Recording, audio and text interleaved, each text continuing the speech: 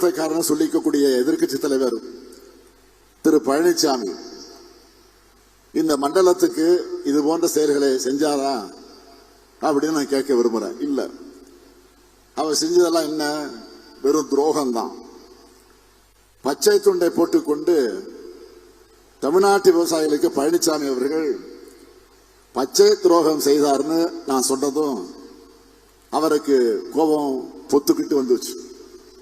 சொல்றாரு, நான் ஒரு விவசாயி, இப்போ விவசாயம் செய்யறேன்னு சொல்றார் பழனிசாமி. அவர் ஒரு துரோகி, இப்போ தொடர்ந்து துரோகத்தை செஞ்சிட்டு இருக்காருன்னு தான் சொல்லிக்கலாமே தவிர அவரை விவசாயின்னு சொல்றது உண்மையான உழவர் பெருமக்களை அவமானப்படுத்துறது சமமாயிடும்.